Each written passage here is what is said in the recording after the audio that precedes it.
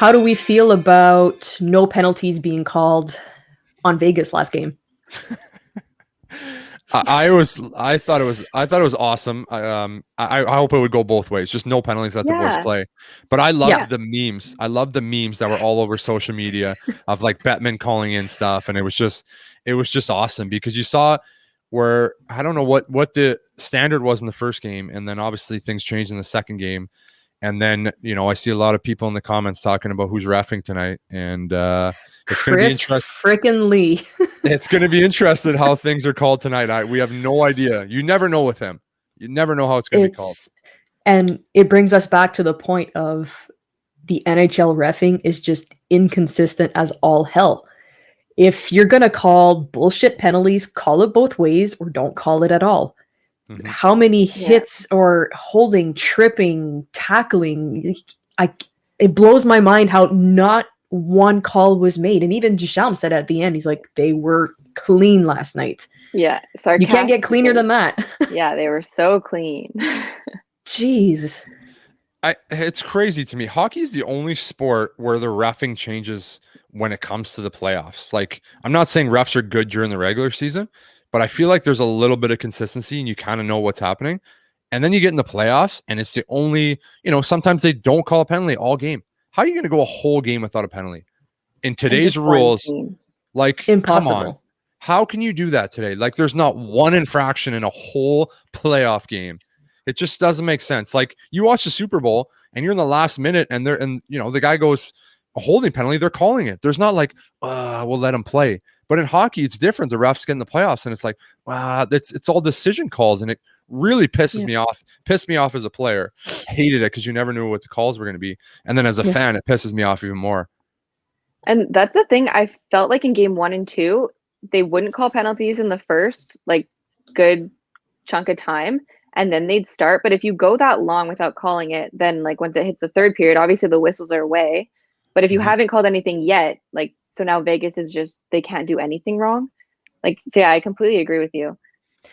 I saw earlier on social media, somebody wrote that after game 1 and 2 versus Minnesota and then Colorado, Vegas's coach complained about the reffing and how it wasn't, it was one-sided. And since then they've gotten like 4 penalties.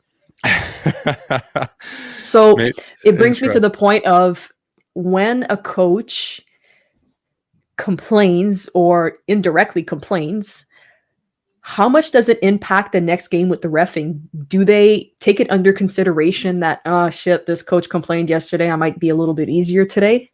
What 100%. Do you think? Oh, it happens a ton. It happens a ton. So many times you can see a team getting screwed, and then intermission or something, the ref comes over, he has a chat with the coach, and within 3 minutes they're calling a penalty. Like, there's always a makeup call. There's always a makeup call, and the coaches influence calls so much. And there's some really powerful guys in the league, coaches, and the refs fall for it because they don't want to screw certain coaches that they know are going to go in the media and call them out after.